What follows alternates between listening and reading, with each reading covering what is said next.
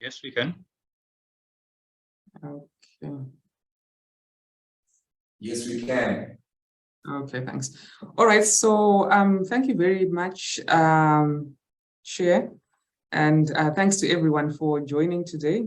My name is Ethel Bangwayo, as you heard from UNDP. I'm the national economist here, and one of the things that I take care of is the sustainable development goals. Just thank you once again to ZNCC before I start, just for this partnership that keeps growing and keeps diversifying into different things. We've been working with, as UNDP, we've been working with ZNCC for a number of years now. And so it's good to see that we can continue to partner on different activities. So in terms of how these sessions will be structured, today we're going to go through the overview, sort of the general information around the goals themselves. And then I'll start to talk about, the SDGs and business, and give some examples of good practice, best practice out there, what others are doing globally, what they are doing nationally as well. So that's today. It will be the overview mainly.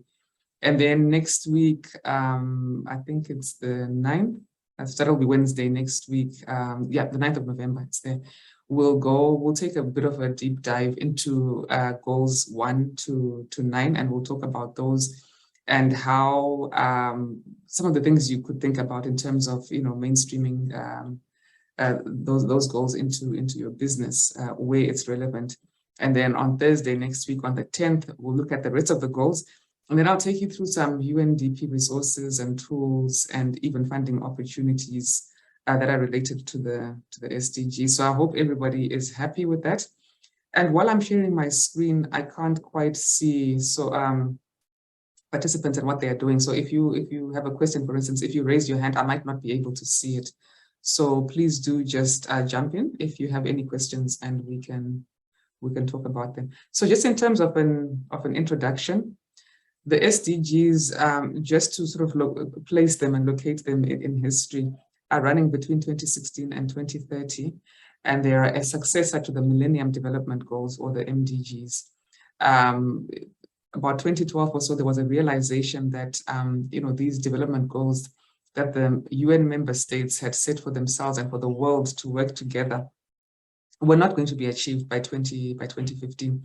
And so work started to put together a post-2015 development agenda, or the SDGs, which we eventually then call the Sustainable Development Goals, running from 2016 to 2030. As we are going through this, some people may be thinking, okay, it's only 8 years to 2030, so how much really do I need to invest in the SDGs in terms of mainstreaming them or aligning them into my business?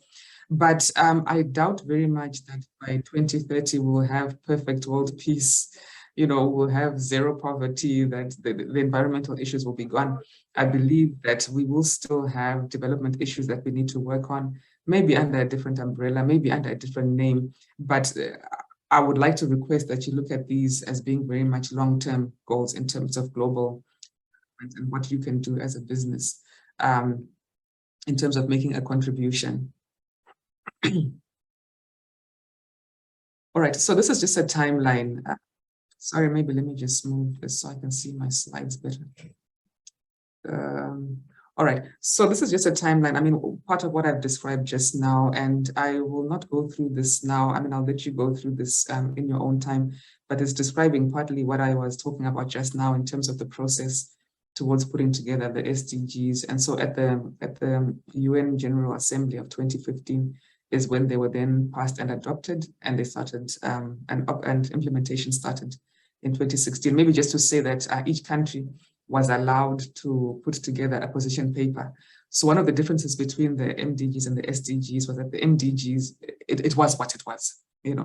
Under the SDGs, there was an opportunity for countries to tailor them to their own situation. I mean, countries are different, even within the same sort of geographic blocks, even within the same continents, countries are very different. And so under the SDGs, there was that flexibility. And so Africa put together an Africa common position, just putting forward their interpretation of the SDGs and how they saw them rolling out in Africa. And Zimbabwe did the same as well. We put together a position paper. And just to also say that this SDGs are owned, the custodians of SDGs in a country is government, and so with the UN supporting. So yes, and our position paper as Zimbabwe was also then presented at the General Assembly that year. Post 2016, again, I won't go through this in detail, but just to say that in addition to the progress reporting, so every couple of years or so, there's a soft requirement for countries to report on progress. In Zimbabwe, we did that in 2020.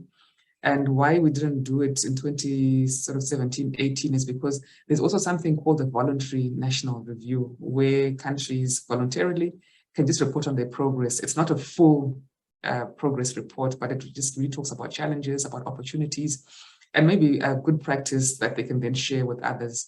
And of course, these VNRs are then taken to something called the high-level political forum, where countries come together and they discuss their experiences and share notes.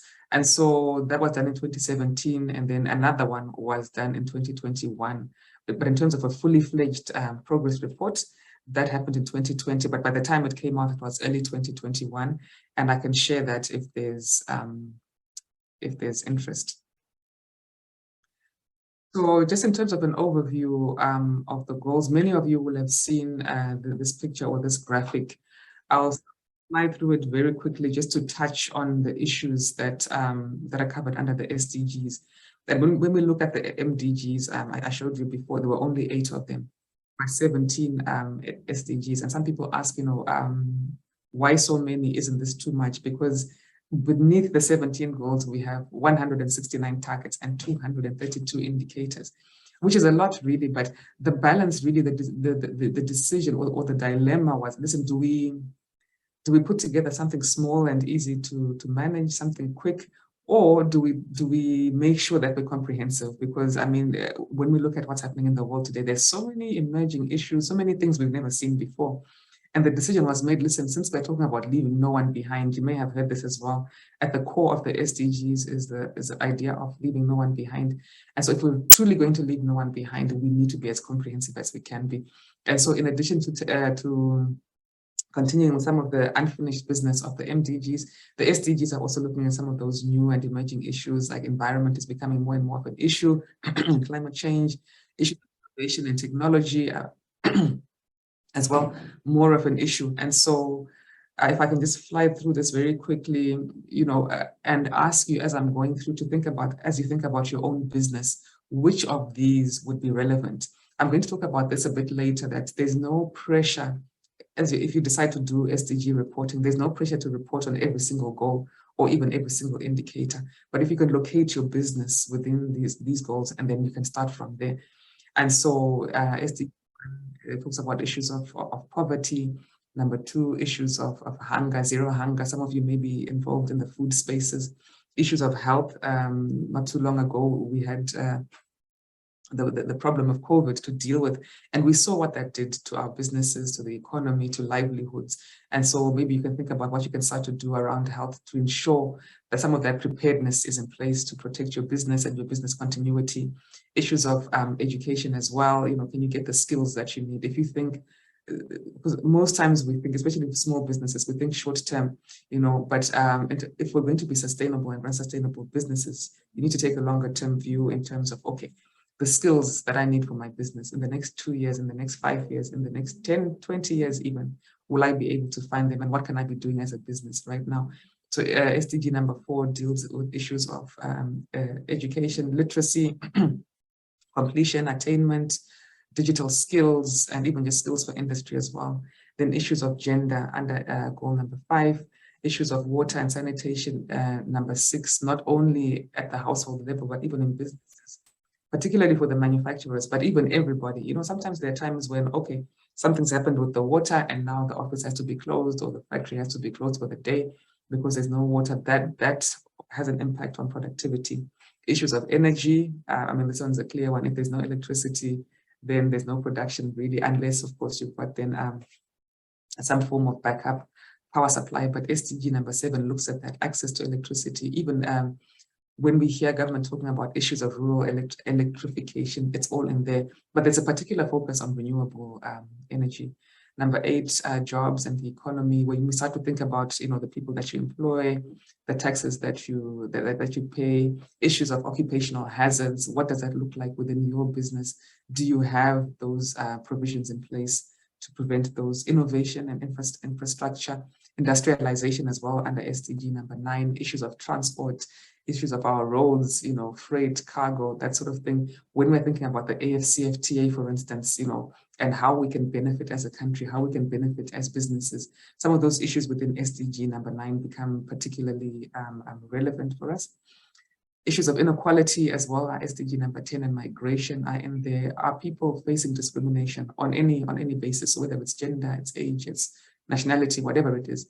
But the issues of migration, like I said, in there as well. When we start to talk about trade, some of the issues and mobility across borders, some of those issues are under SDG number 10 as well. 11, sustainable cities and communities. When we look at of, I don't know where you all are, where you're joining from, but I'm guessing a lot of you are from Harare. But even everywhere else in the country, when we start to look around us really at the aesthetics of the places and spaces that we live in, that we work in, it's now different. So what can you as businesses do around that, ability of our cities, and whether there's issues of planning and planning laws, people just building what they want, where they want, people just dumping stuff wherever, rubbish sometimes not being collected. What is the role of business in that? And not necessarily from the perspective of wanting to take from business, but also from your own, from a selfish perspective. How does that affect your business if there's no action around that? Number 12, responsible production and consumption, issues of recycling, issues of being efficient in the way that we use materials, in the way that we use our water, for instance, paper. Are we recycling? What are we doing around that to ensure the sustainability of the resources that we need for our businesses, but that the world needs as well? Issues of climate action under SDG number 13, but number 13 is mainly issues of policy. And sometimes the business voice does not quite come through when these policies are being put together. And there's an opportunity there. Government is very open. We work quite closely with them around this, around policy, around issues of climate as well. But the business voice does really need to come out as well. There's the COP that's coming up next week, and I don't know whether any of you will be involved in that, and I don't know what the representation will be in terms of businesses.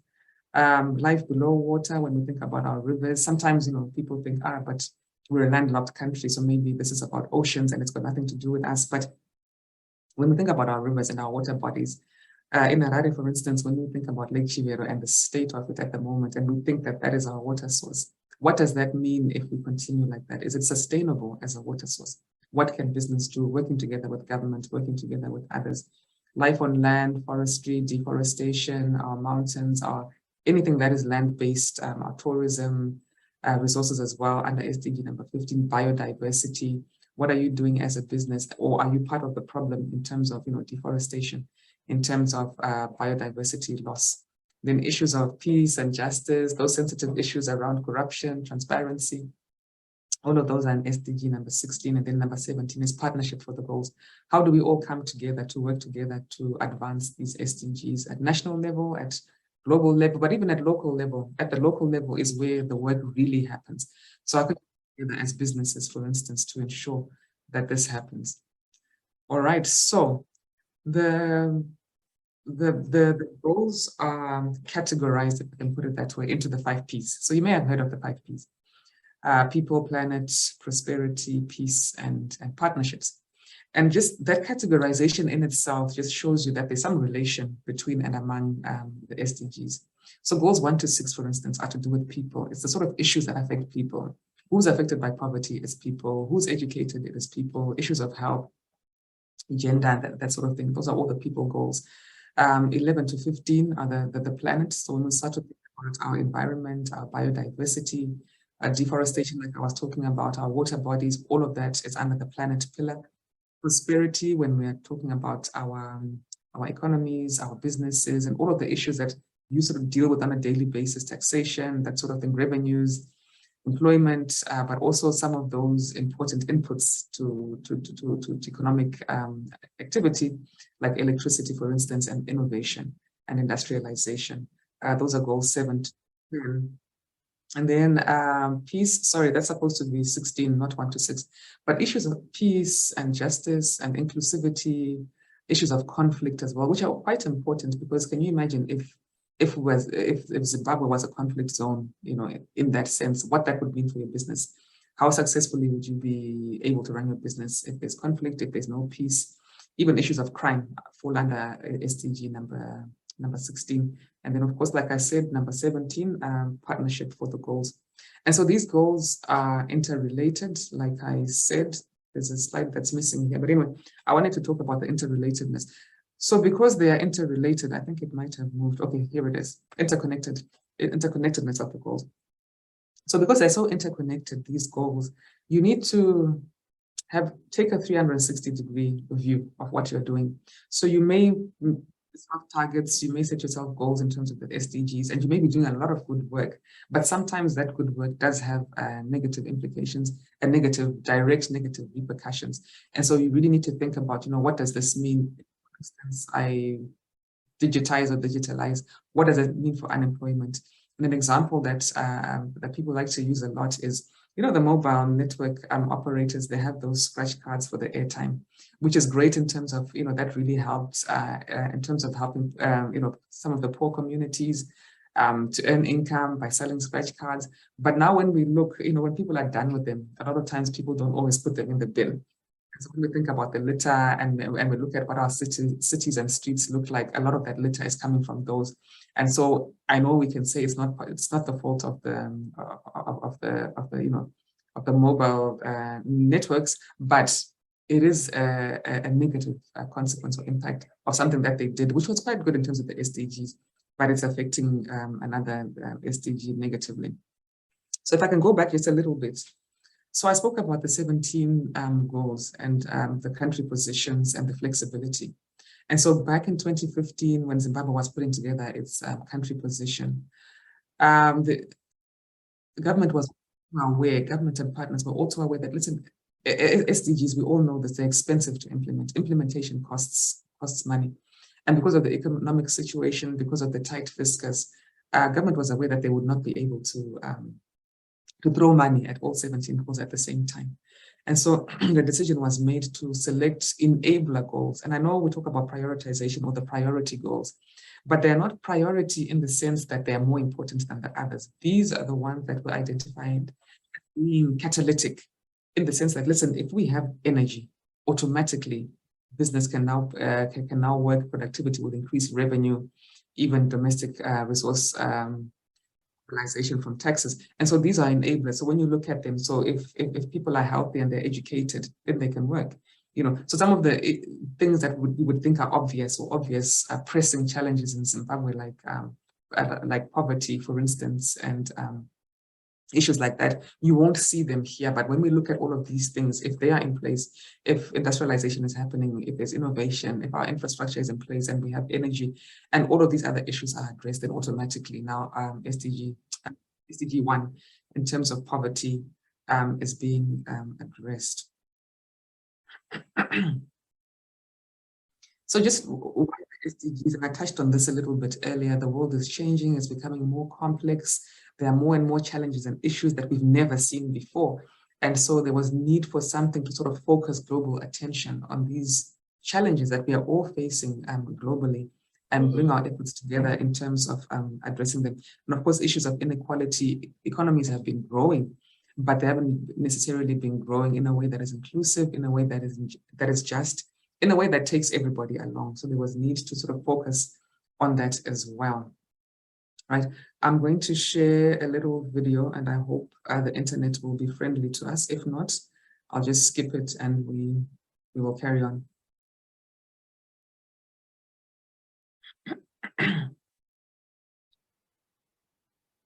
Sorry, let me start again.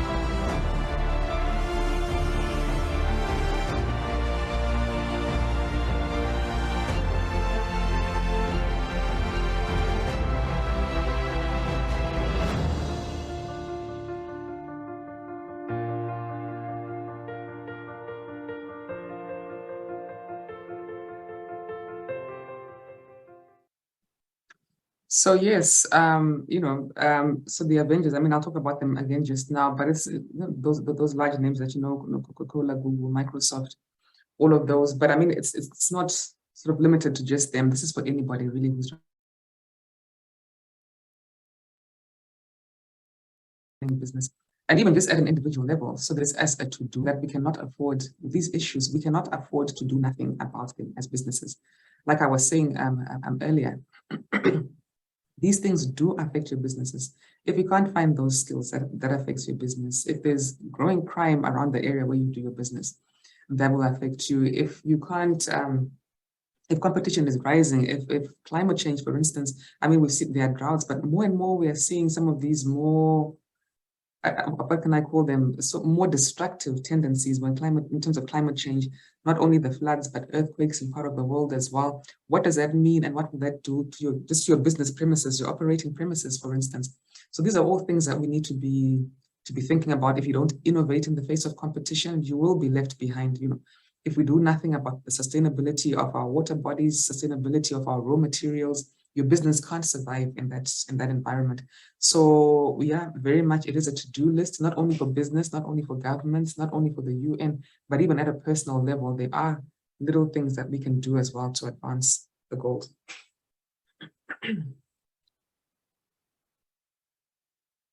Okay. I'm going to stop here for questions. If anyone has any questions at this stage, you can just jump in. Or maybe I can ask somebody else who can see the hands to facilitate for me. Maybe Lloyd or Lois, I'm not sure.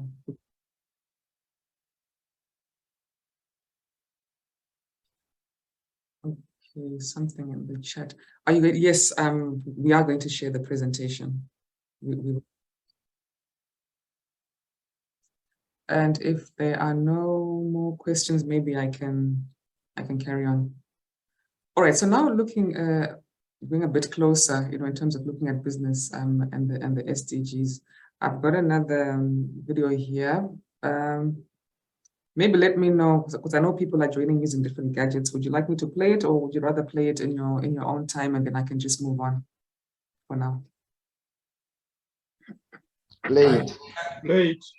Yes. Play it? Okay, fine. All right.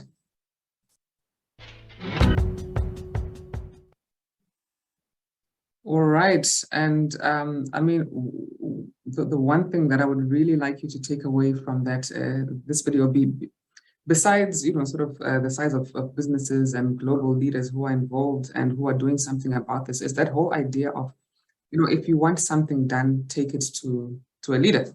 And so if SDGs are not being driven from the top, the very top of the organization, it then becomes difficult to convince staff, to convince employees to be able to do it. And so as you pitch and mainstream, as you align your business activities to the SDGs, the best drivers of this will be the most senior place within the business.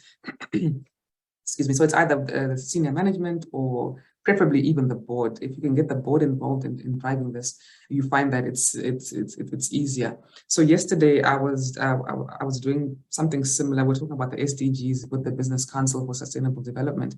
And we had a couple of companies who were talking about, because they are doing SDG reports in addition to sustainability reporting that is required by the stock exchange. They are also reporting on the SDGs, which is what we encourage every business to do. And I'll talk a bit later about why. But they were talking about sometimes the difficulty of collecting that data within the organization, getting other colleagues to give you the data, getting them to give you good quality data, because a lot of times they don't know what you're using it for. They don't know the meaning of it. They don't know the importance of it. So, I mean, that just shows that if it's not being driven from the top, it's difficult. But not only that, if employees have not been educated as well in terms of what these goals are, their relevance to their work, then it also becomes difficult, because you're expecting them to contribute to something that they don't understand. And because they don't understand, they may not give you what you need in the way that you need it. Okay, so as businesses, if we can talk about, why you should care, of course, bearing in mind that the private sector or businesses are not homogeneous, they are different. They are businesses of different sizes, they're different businesses operating in different sectors. So a lot of times, or sometimes, I mean, when SDGs are pitched to the private sector, it's to do with what can we get from the private sector? How can the private sector put money towards this?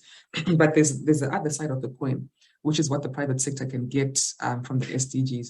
And all of you are in business for financial purposes, isn't it?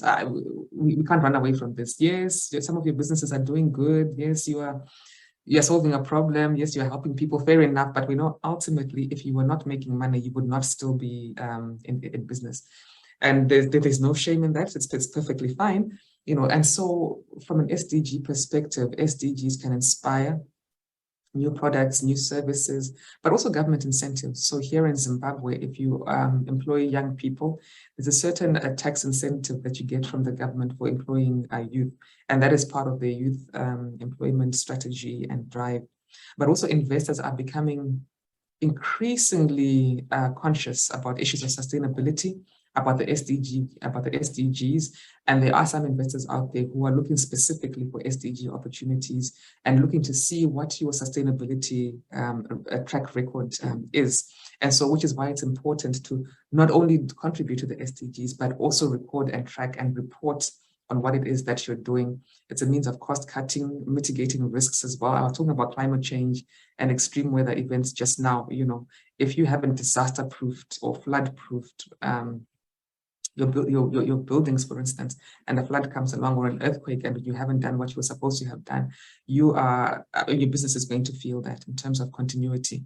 And of course, sustainability is increasingly becoming mandatory in reporting as well. Speaking of reporting, like I was saying, increased global focus, but also for those who are listed on the stock exchange, now there's a requirement to produce a sustainability report to disclose what you're doing around ESG. And I know the ZNCC has also published some green and social bond principles just to help you to, along with that reporting of your green activities. And of course, the stock exchange, the Zimbabwe Stock Exchange, encourages use of the GRI or Global Reporting Initiative. I'm going to talk a little bit more about reporting later because the GRI, I think, is a bit too complex for some of our SMEs, particularly the smaller companies. And there's no real pressure to use that, especially if you're not a listed company. But it is important for you to still be able to track what you're doing around the SDGs. And so in terms of where you should position the SDGs within your organization, some people think immediately corporate social responsibility, which is correct, but not entirely. So CSR does not represent the entirety of the SDGs. It's far more than that. And then also to get this out of the way, issues of sustainability, when we hear conversations about sustainability, usually it's around environment, it's around energy, it's around water and waste, and those other issues under the ESG or the environmental, social, and governance aspects of your business. It is far, far, far, far more than that. So the SDGs really should start, when we think about mainstreaming the SDGs into your business or aligning the work that you do to the SDGs and SDG reporting, it has to start with your strategy. So at the very beginning, when you first sit down to set out your strategy for the next 5 years, whatever it is, whatever duration that you use, if you start at that point and start to incorporate the SDGs, SDG thinking, SDG requirements into your strategy, into your governance structures as well, into your board, into your senior management teams, whatever other governance structures you have, as you're developing your products, as you're developing your services, as you're innovating all your business operations within HR, within finance, within transport, SDGs need to filter across every single corner, every single nook and cranny of your business. Then, of course, the corporate social responsibility and other contextual issues. We all know that our businesses are different, and so within your business, there are different considerations. And if the SDGs can be incorporated in there as well, they should actually be incorporated across all those contextual spaces as well. Just some statistics. Back in 2017, the Better Business Forum did some research and trying to quantify the SDGs and making the business case for the SDGs. And back then, and I know these figures now have grown, they have risen as the SDGs have been progressing. In terms of, so the numbers around the SDGs, it was estimated that the value of market opportunities presented by the SDGs was up to $12 trillion US. And that, of course, translates to 380 million jobs across the world. And in terms of the companies that had pledged support for the SDGs, remember I was talking earlier about investors and others are looking more at SDGs and requiring their partners to demonstrate what they're doing around sustainability, what they're doing around the SDGs.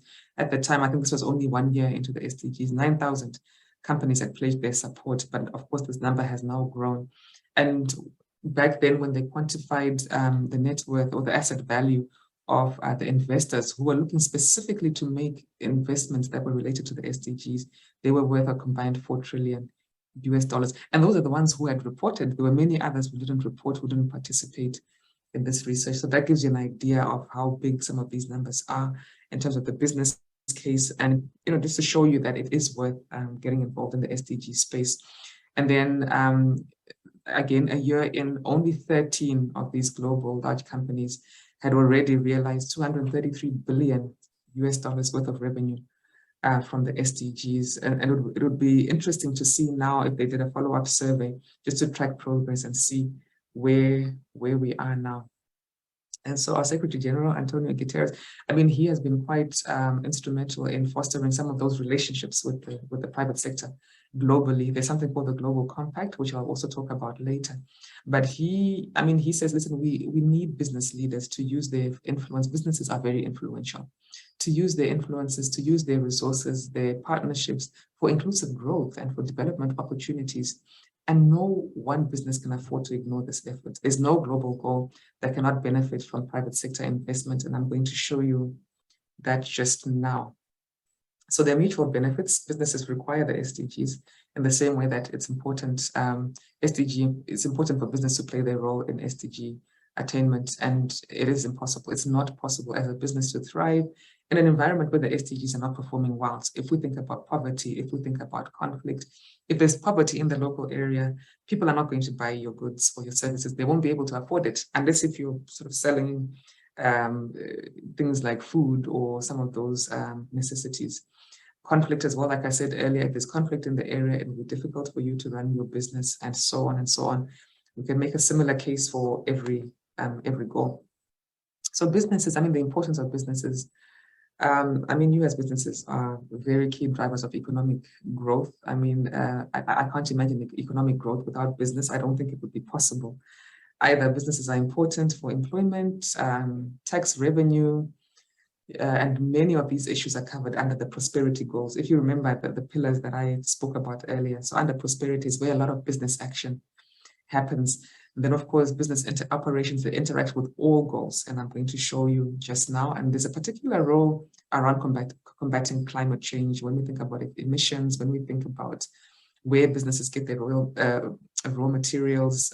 We see just how important those particular goals are for business. And of course, in terms of innovation, a lot of our innovation is coming from businesses, product development, that's all coming from the private sector, and funding for development, taxation, like I said, corporate social responsibility.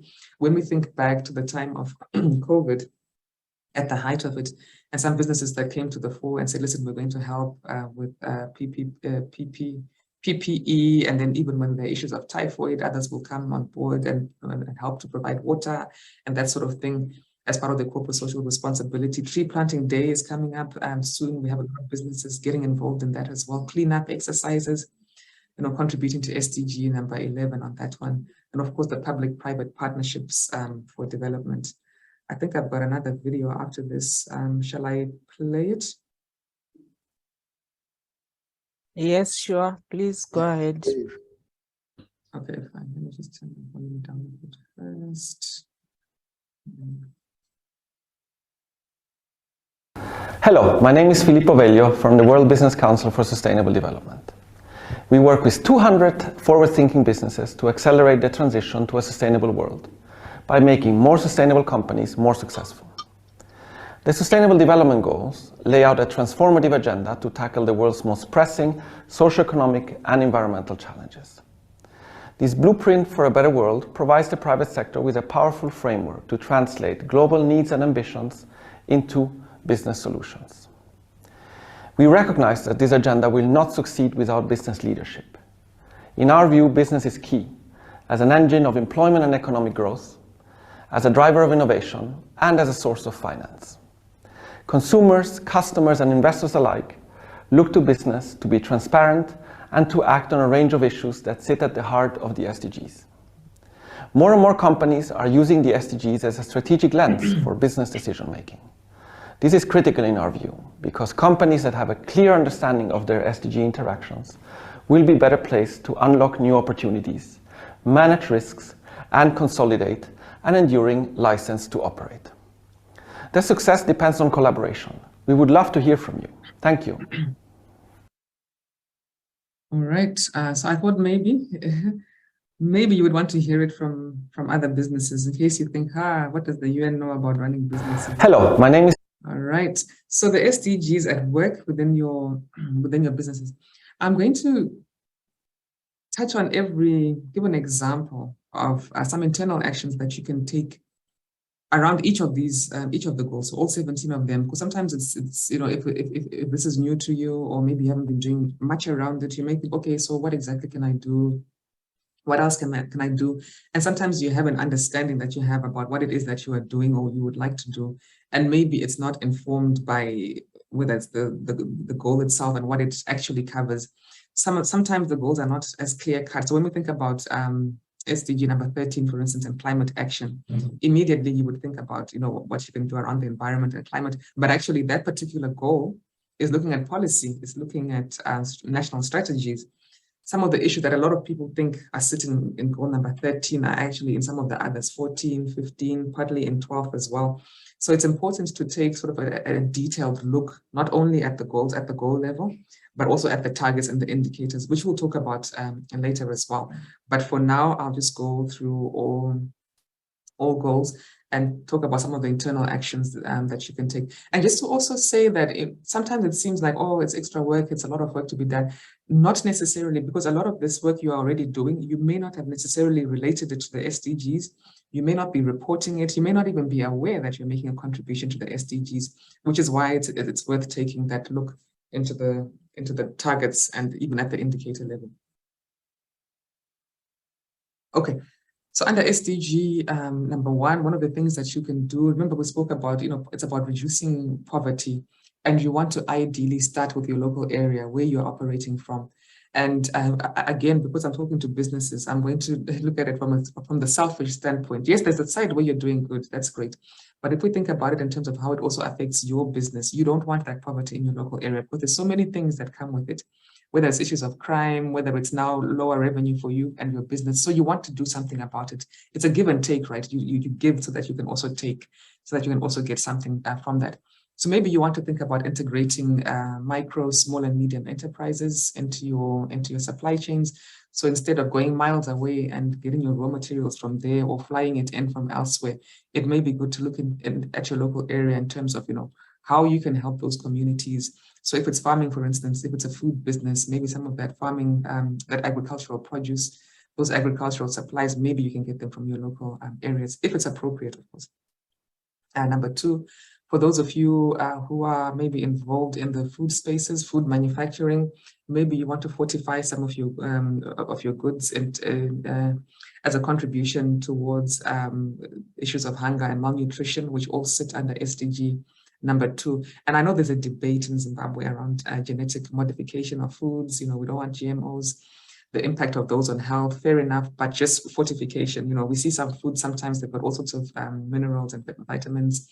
That's something that you might want to think about, especially those of you who are maybe manufacturing food for children. There's a particular issue around malnutrition in the children.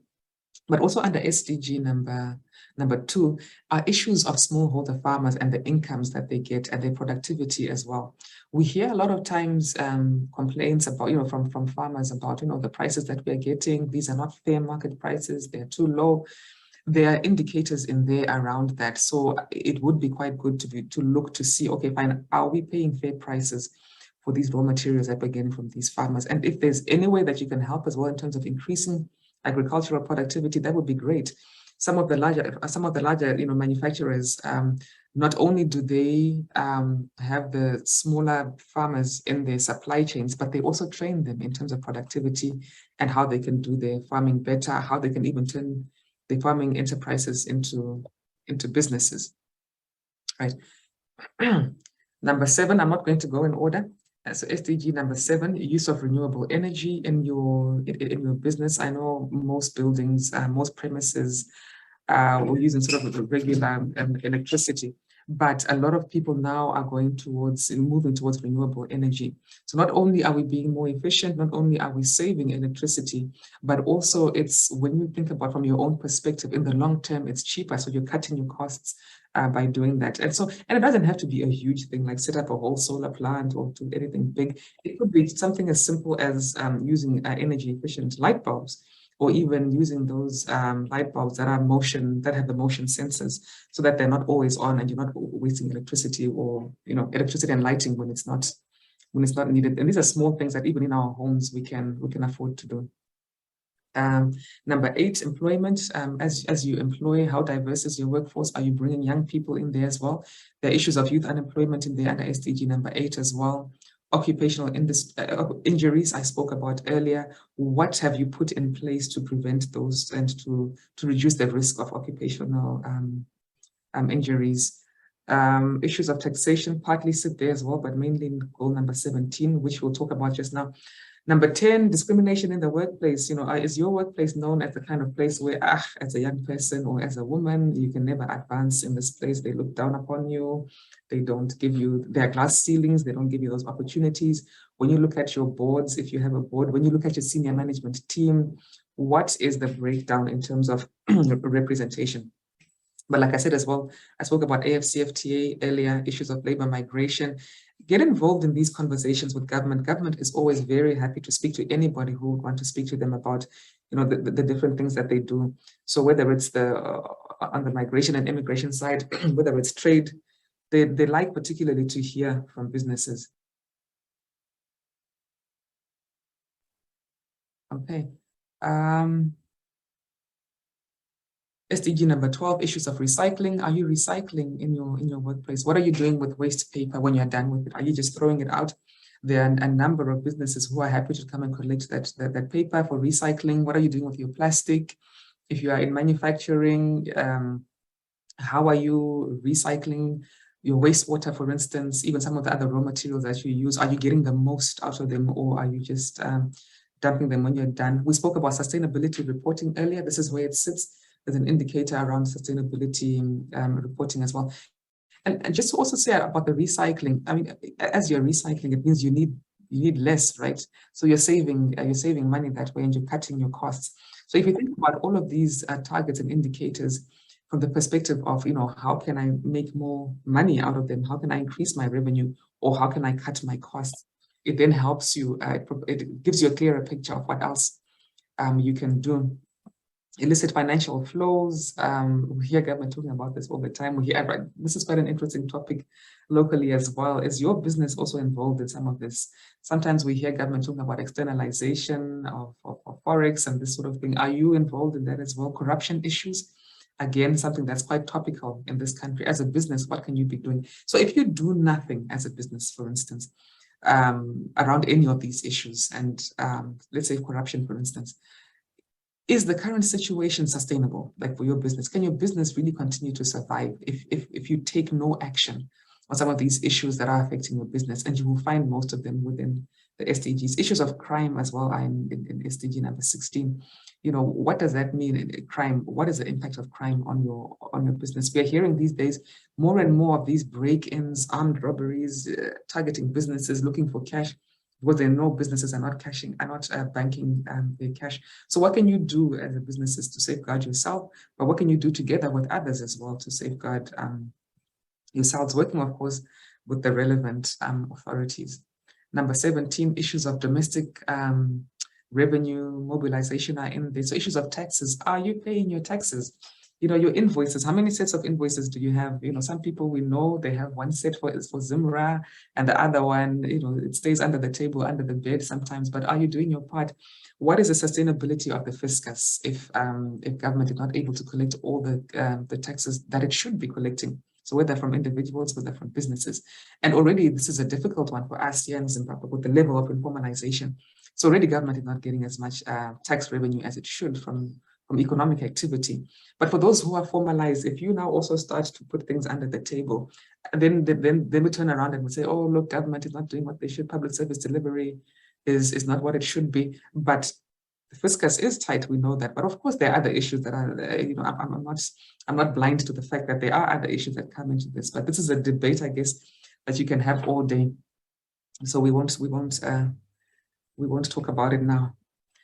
Issues of our water bodies as well and potable water. One way, something that you could do as a business is to stop dumping waste. There's some business we know just because of the expense of getting your waste removed from your premises. Some are just dumping waste, dumping chemicals into water bodies.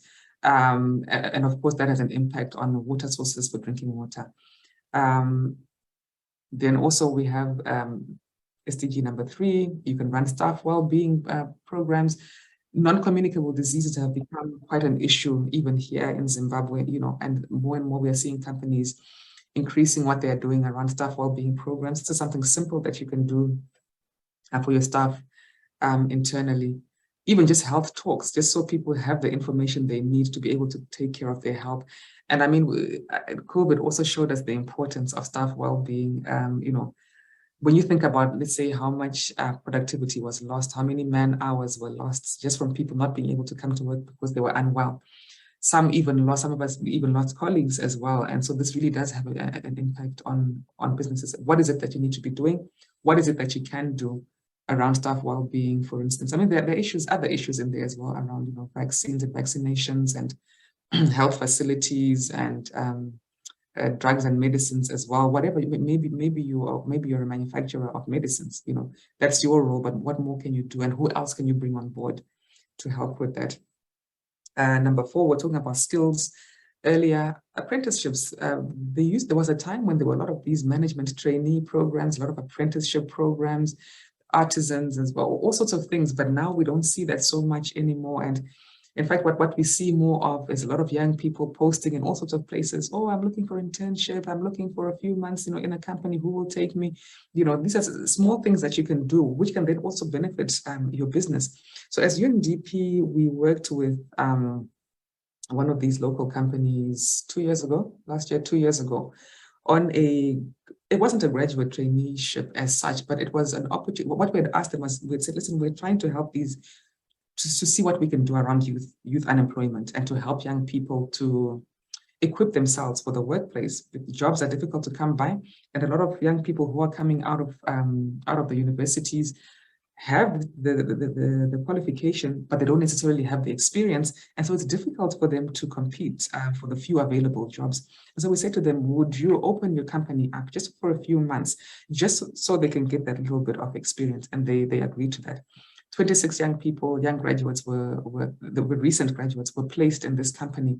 And out of those, I think they have, because of the quality of these young people, more than half of them have been retained even after that program was over. So this was a way for them to get at an affordable price, to get skills, and then they saw the value of them. And because of that, they have then also been able to benefit from that by being able to keep these young people. So it's a win-win, like I was saying, it's give and take.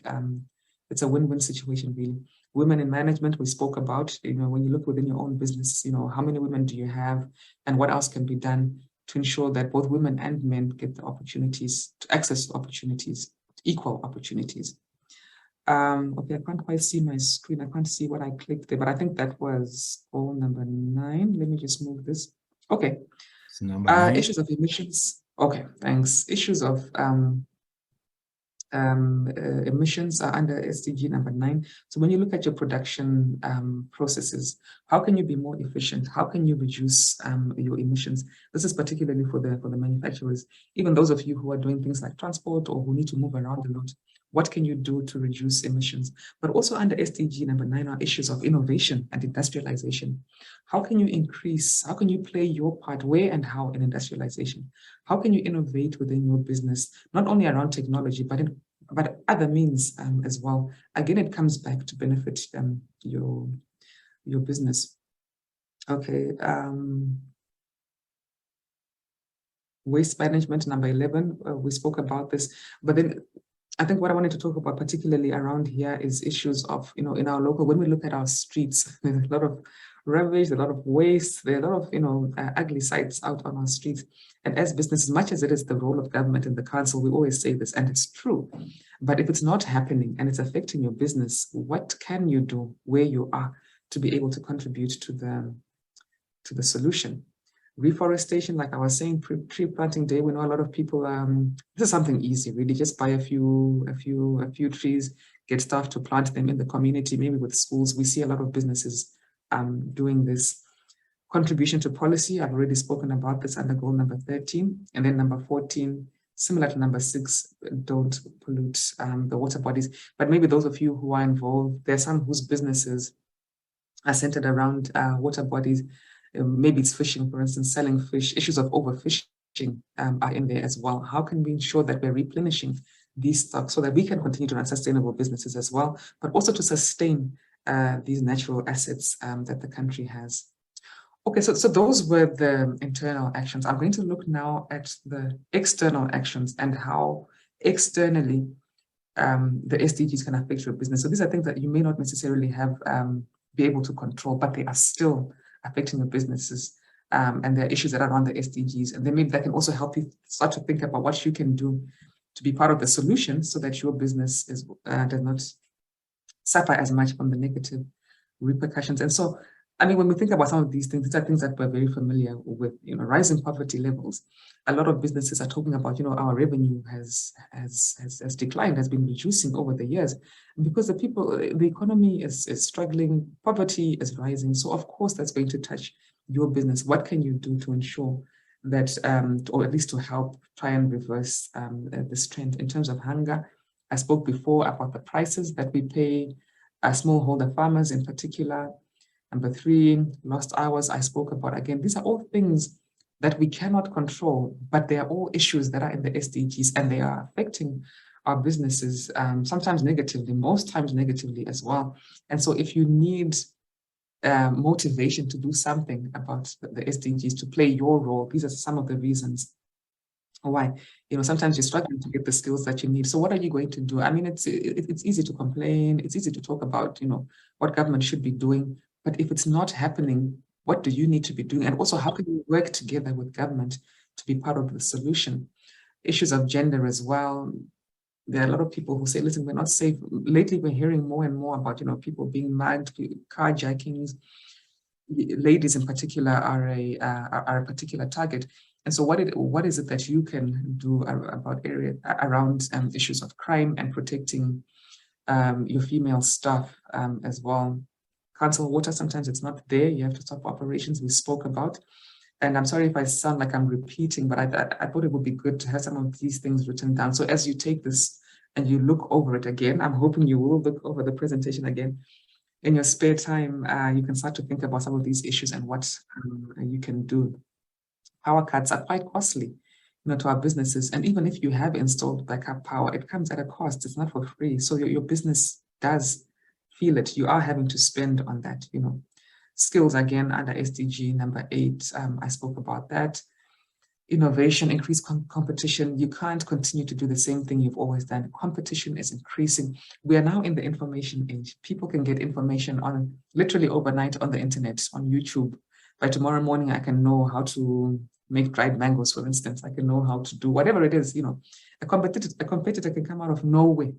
Literally somebody sitting on the internet, and tomorrow morning you wake up and they're part of your competition. So you have to constantly keep your finger on the pulse of what's happening, and you have to constantly innovate. Tariffs as well. When you want to export, those of you who are exporting, this does affect that export activity in terms of the profitability, in terms of the viability of it.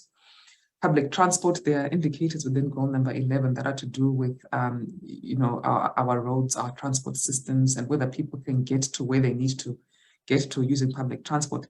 And we know there are some people who are located out of the way, and it may be difficult for staff, for instance, to be able to get there. So that means now that you have an extra cost of bringing staff in to work. Water shortages, efficiency, we spoke about just now. And I think this is the last one on this one. Consequences of disaster, the pandemic, floods as well. We've seen, businesses being washed away. And when we think about, the floods in Durban, was that a few months ago? That was terrible. And can you imagine the economic cost of those floods? And so that sheds light on the importance of disaster preparedness, contamination of water bodies. Again, I spoke about that again. Poaching within SDG number 15. I spoke about, forests, or river, not rivers, forests, mountains, but also issues of our wildlife and the sustainability of that. Those who are involved in tourism may see this and feel this more than the rest of us. Corruption in public institutions. There are specific indicators under goal number 16 to do with corruption and how that is affecting businesses. And of course, the partnership around the goals. And I spoke before about taxes. So maybe let me stop again a little bit here if there are any questions at this point before I continue. No? Okay, so if there are none, let me carry on. Just a quick relook at the interconnectedness. So we spoke about opportunities, new products, improved products, services, innovation, technology. You can actually even map your value chain to identify opportunities to integrate the SDGs into your business. So when we think about innovation and technology, that is where the world is going more and more. It's efficient, it cuts costs. But in an environment like ours, where there's high unemployment, what does that mean? And I know people say, oh, no, listen, even with the new ways of the new tech, the new way of doing things, yeah, new jobs are created that way as well. But is it in the same places, in the same geographic regions even? Is it the same people who lost their jobs? So there is an impact, and what can we do about that? Mining, as mines grow, mining is one of the key sectors in this country, not only for GDP growth, but also for the fiscus and for foreign currency as well. But as these mines grow, that's SDG number 8, what does that mean for our environmental ecosystems, and what do they need to be doing to mitigate some of that negative impact under goal number 15? And even as manufacturing grows, what does that mean for our air quality if they are using processes that are not efficient? There are a lot of threats and risks around us, but there is opportunity using an SDG lens to turn those around for positive, to turn them into opportunities. So if we can take a quick look at what others are saying, what others are doing, just to give you insight to what is there, just to give you ideas in terms of what you too can do as a business. This is a tiny, tiny, tiny, tiny, tiny little snapshot of the businesses who are actively contributing to the SDGs, actively reporting on the SDGs, actively making their contribution. And some of these brands, we have them locally as well, but just to show you, to give you an idea. And of course, it's not just at this level. We also have startups, even youth-owned startups we have seen locally who are actively also making their contribution in their own little corner towards the SDG. So it's not just about big business, but it's about everybody really doing what they can, where they can. And so in terms of, in terms of perspectives, so Paul Pullman, who's the CEO for Unilever globally, and he actually chairs the Global Compact, and he's very passionate about sustainability and the SDGs. And what he says is, and we spoke about this before, it's not actually possible for your business to thrive in an environment of extreme climate change, of poverty, of inequality. All of those things will come back to affect your business. So it is in your best interests to do what you can in terms of that SDG contribution, to work with others, to collaborate around addressing some of these issues.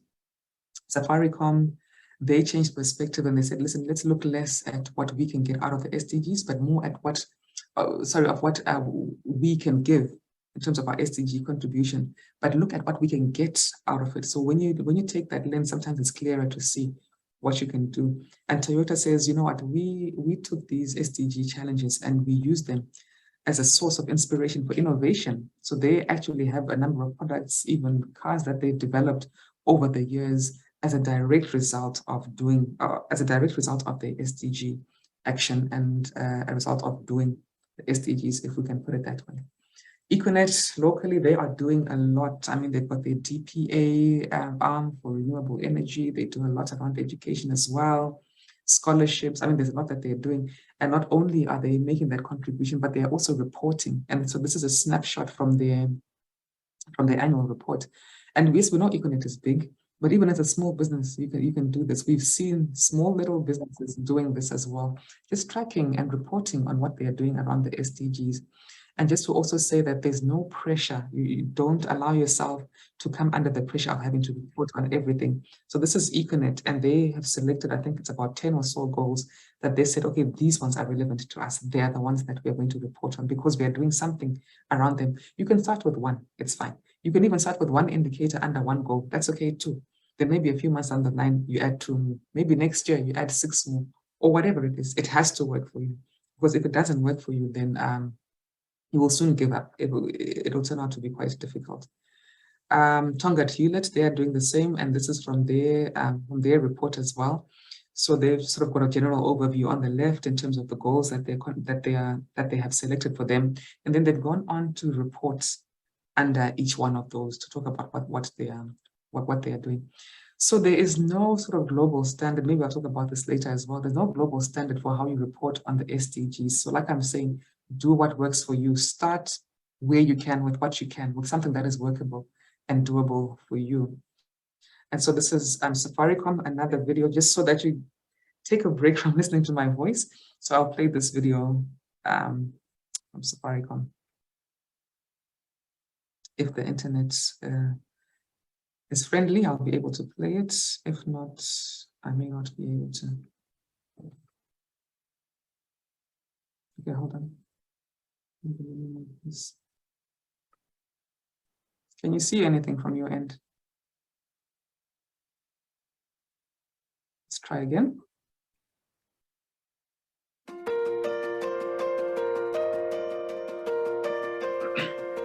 My name is Sando Giambo, and I head corporate responsibility at Safaricom. Safaricom is a purpose-driven business, and for us to deliver on our business vision of transforming lives, it's critical to make sure that no children are engaged in our supply chain, that we are able to operate efficiently and mitigate our carbon footprint.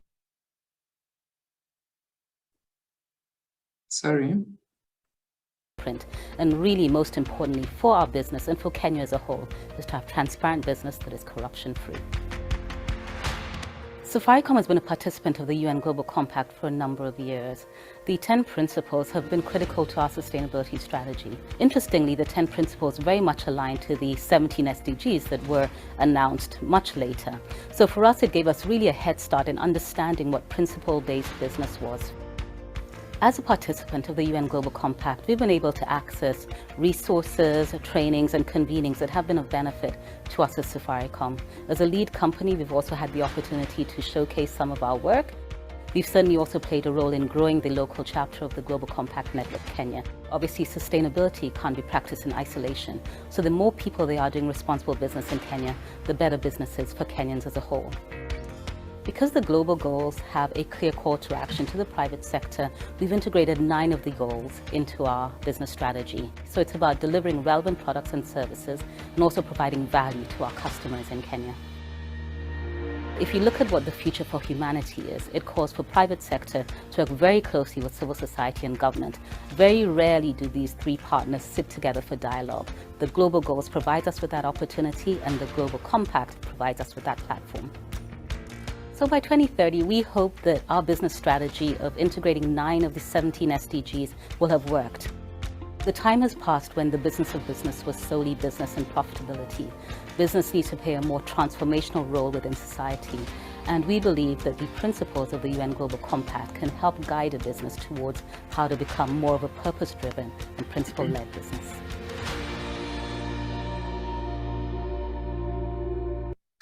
All right, this one I'm going to skip for now. I'll play it later.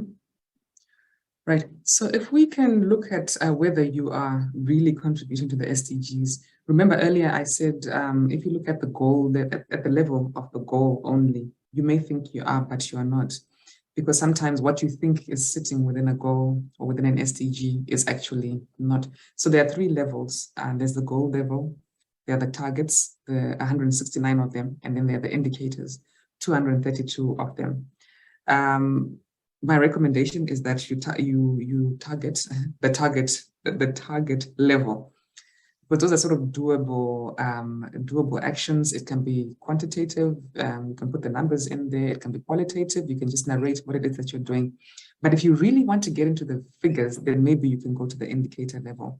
And so I'll give you some examples just now. But before I get there, so just because you're running a catering company does not mean that you're contributing to SDG number 2. If you're catering, you're just cooking nice food for people when they go to events or when they're at home and they have their, and whatever they're doing, there is nothing that's in your catering company that is going to eradicate hunger or ensure that productivity in agriculture has increased. So this is why I say, if you look at the indicators and the targets, then you will see. So waste management, for instance, a lot of people believe that if they're doing waste management, they're contributing to SDG number 13, but they're not. They're contributing to SDG number 12, because that's where those issues sit. SDG 13 is to do with the policy. Same way as a catering company, you're not contributing to goal number 2, but you are contributing on the employment front and in other things that you're doing within your business. Similarly, if you're making financial donations, let's say maybe through your in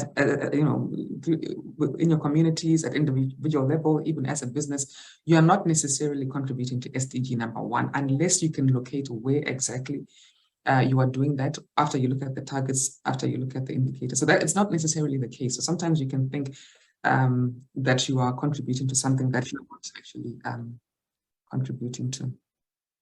All right. So if I can just drill down a little bit and give you some examples. So that yellow one is SDG number 2, the green is number 3, and the red is number 8. So I've just taken one target each, just to show you. So that target 2.3 is to do with increasing agricultural productivity and the incomes of smallholder farmers, right? There are other things in there, but we just focus on those 2. When you go down now into that target and the indicators that are sitting underneath it, the issues to do with production of labor, right, and farming.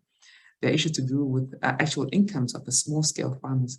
So maybe as a business, you know that, how much, I mean, if you're buying from smallholder farmers, if you're buying, even if you aren't buying from them, in terms of your raw materials, you know how much you're spending on them. And when you break it down, let's say you are dealing with small-scale farmers as well, you know how much you're paying them. So if you want to report at that level, you can do that under indicator 2.3.2. Maybe as a business, you are involved in training farmers, rural farmers, to help them increase their production and productivity. And if you can quantify that, you can report in numbers at that level.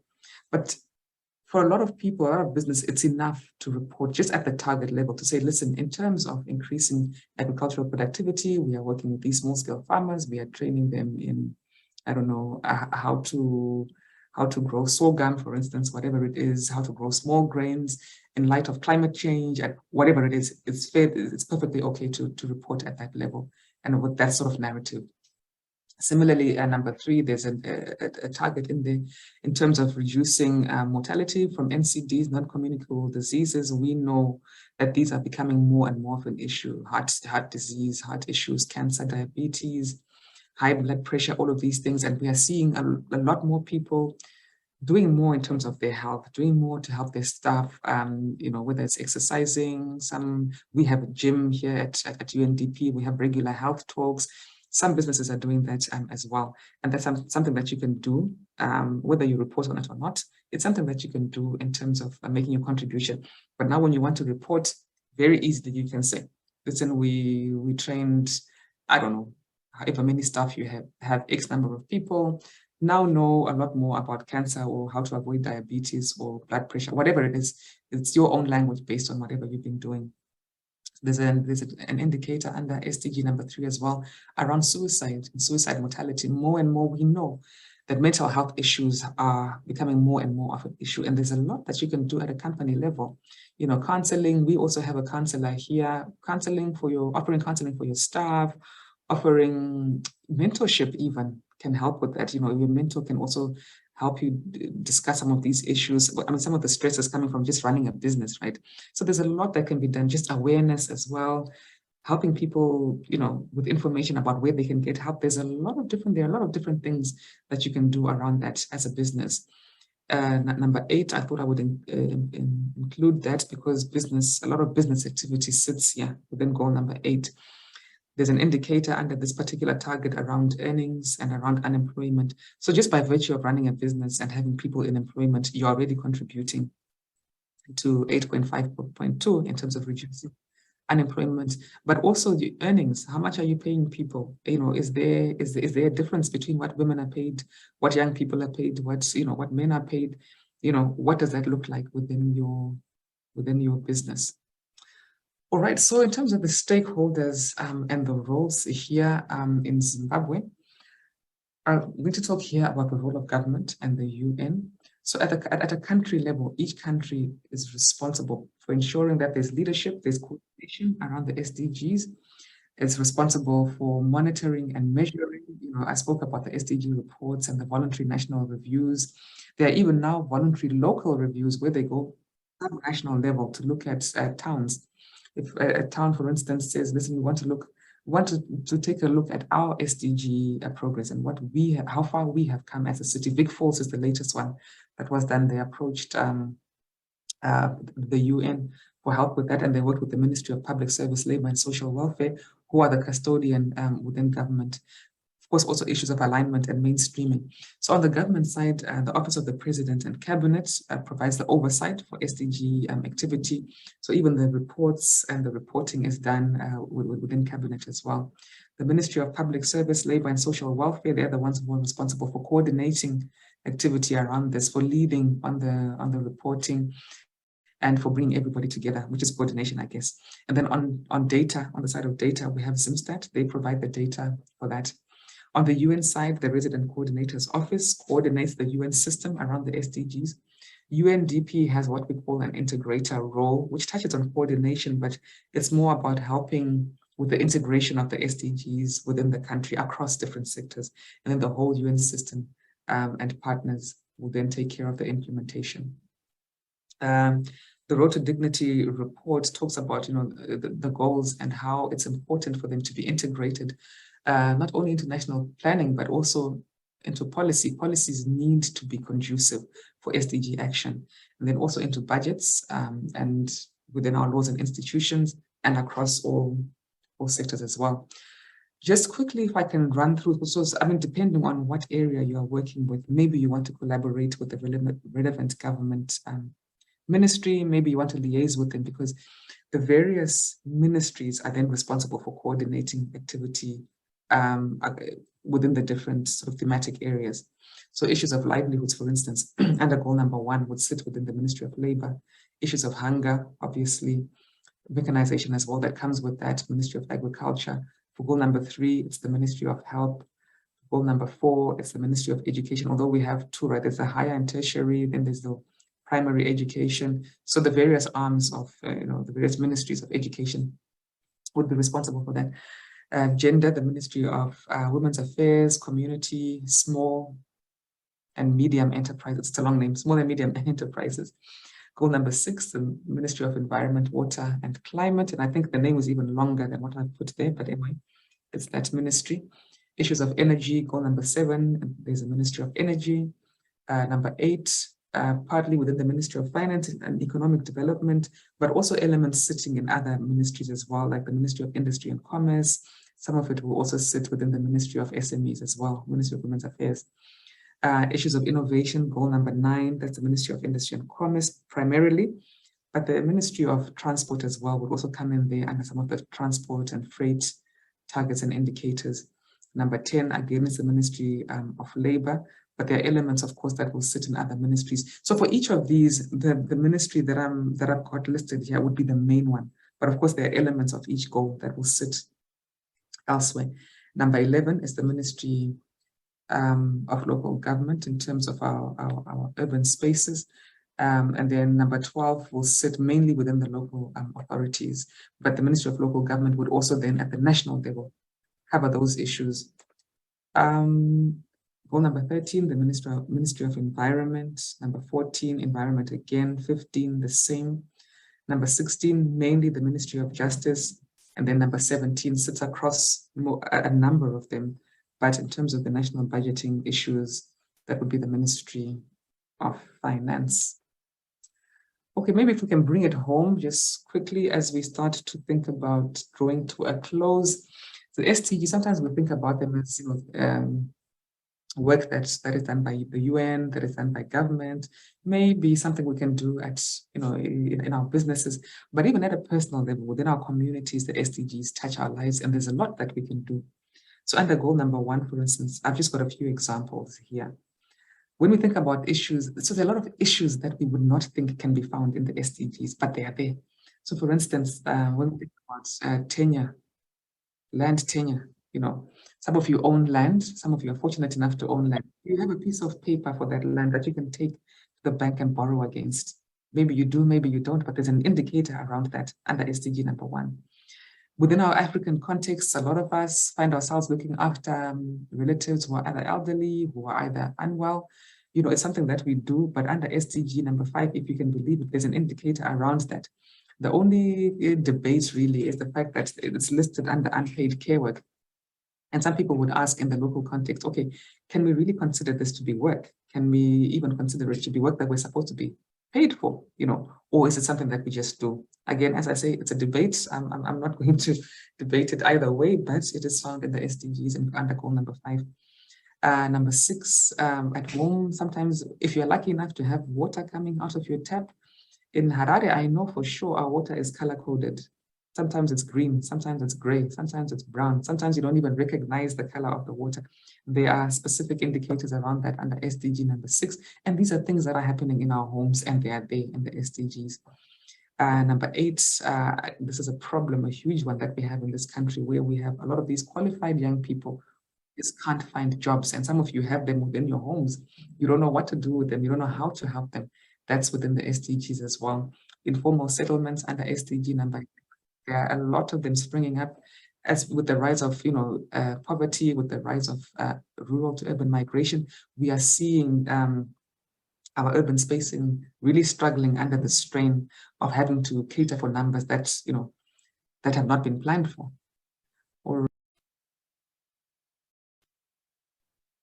Please carry on. Please carry on. Thanks. And so in terms of the SDGs and your immediate role, some suggestions for what you can do is engage with national processes. It really is important for business to engage with these processes, to start to mainstream the SDGs into your work and into your operations. Like I said, it doesn't have to be a huge thing. It doesn't have to be a lot. Don't bite off more than you can chew. Just do what is doable for you. Start to include SDG indicators in your monitoring and evaluation frameworks, within your key performance indicators. Start to, maybe you set yourself a target. Listen, in 2 years' time, or maybe in a year's time, right now we have 5 employees. By then, maybe we want 8, and we want to ensure that X% of them are female, and maybe we want to ensure that we have X number of young people, whatever it is. Maybe you want to start thinking about recycling from now on. As we're manufacturing, we want to start recycling. We want to partner with others who can take our waste and recycle it, upcycle it, and do something with it, whatever it is that is relevant in your context, but also to cascade this information to your networks, because we find a lot of this information doesn't get to where it needs to get to, because people get it and they don't pass it on.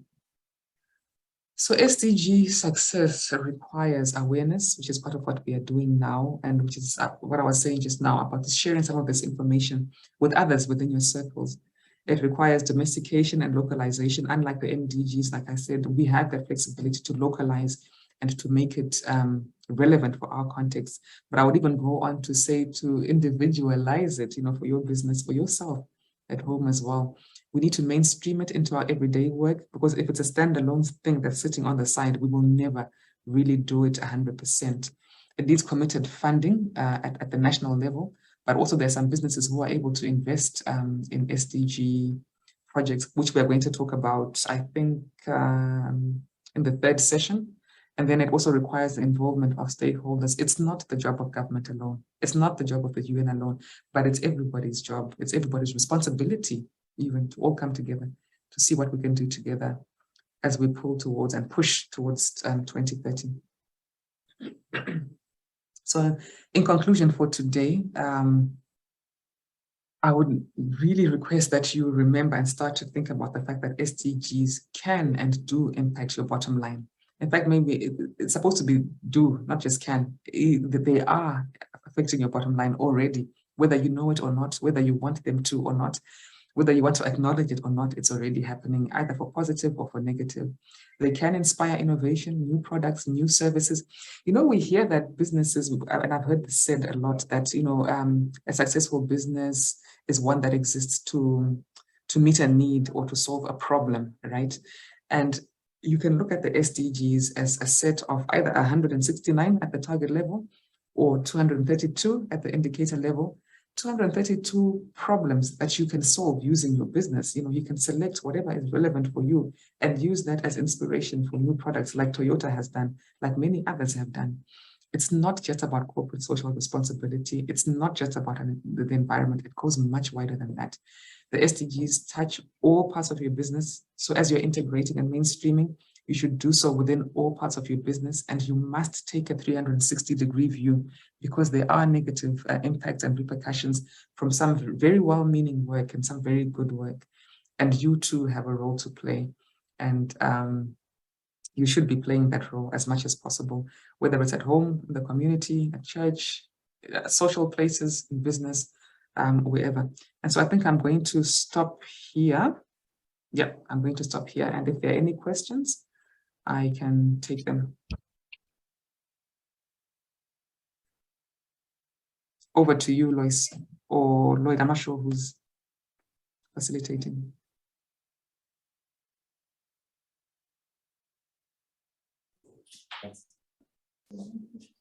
Okay, thank you so much for that presentation. I see we now have our good chairperson, Dr. Tambudzai. If you have a few words to share with us. Thank you very much, Lloyd. Thank you, Ethel.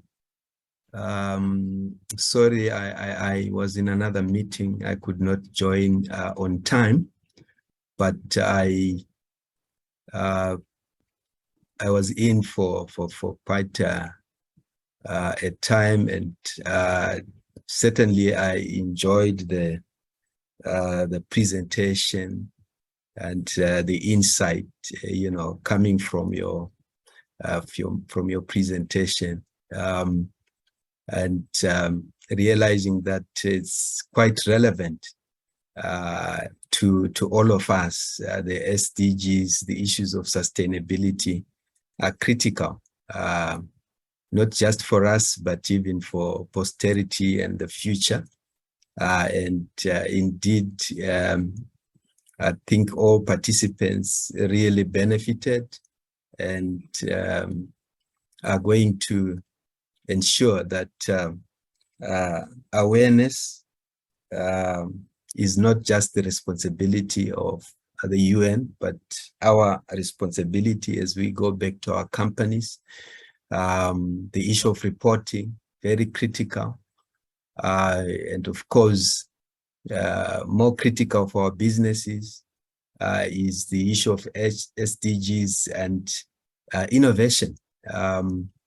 The current mantra of our government, as you know, is promoting innovation and industrialization, and we should do it in a sustainable way. And I'm grateful for UNDP for coming through and, you know, offering to conscientize and make us aware of these issues. Thank you very much for coming through, all the different members of ZNCC, for supporting this training session. We really appreciate that. Thank you, Ethel, for the first part. We have enjoyed it, and we hope to enjoy the next session. Thank you very much. Thank you. Lloyd. Thank you very much, sir. At this juncture, I'd like to open the floor for any questions for Ethel. So members, feel free to shoot away.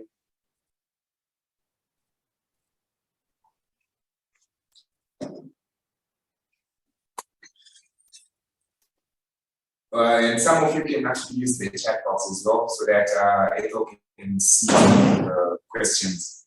But if you feel like you have to ask personally, you can just go ahead and mute and can ask. Just a question, Ethel. If we have organizations that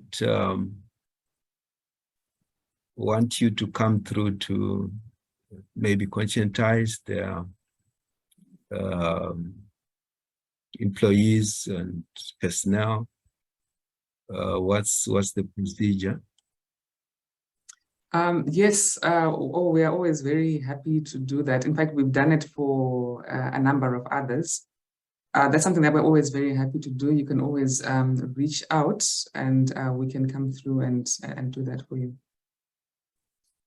Wonderful. Thank you.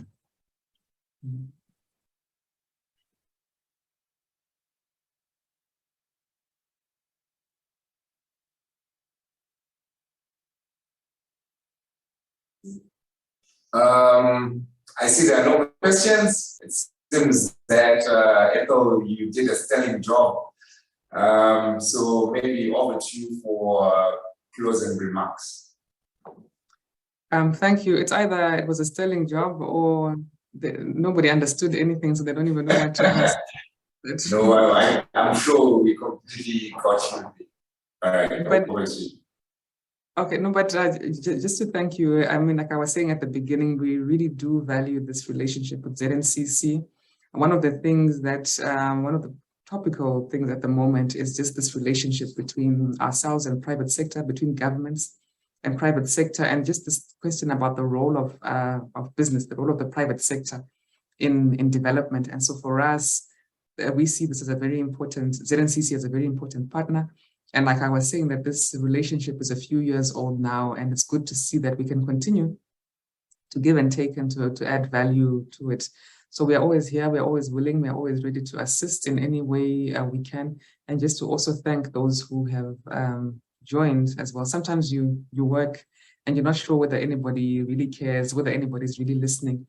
So the fact that we have this many people who have logged in, who are interested, and who are interested in issues of development is really quite encouraging. And I just want to thank you very much. And thanks to Engineer Tsatsi from Polytechnic. I've just seen your message there. So as people are logging off, just to say that we did we had a youth and SDGs initiative that we ran a few years ago with one of the companies here. And one of the things that the young people did there was they put together an SDG song, which was even recorded. And so after we close, as people are logging out, I can just play that if people want to stay and watch it, or as they log out, they can watch part of it. We always try and get as much mileage out of it as possible because we recorded it and it's so nice. So we want to keep using it and showing it and playing it whenever we can. Yes, I'll be able to send the presentation, and thanks to Gladys Shumbambiri as well. Thanks, Tapiwa. All right, thank you, and back to you.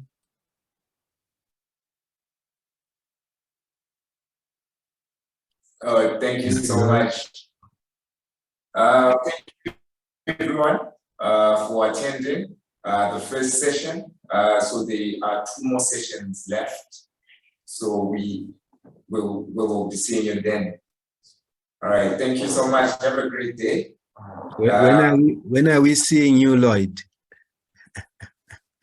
Sorry, sir? When are we seeing you for the next session?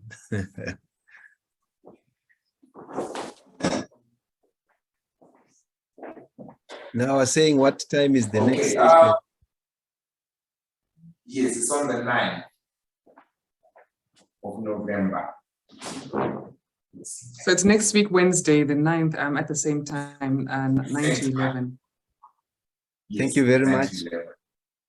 And of course, if you can invite others to join, please do feel free, because that's when we'll start to get into the goals, into each goal and the business action around that.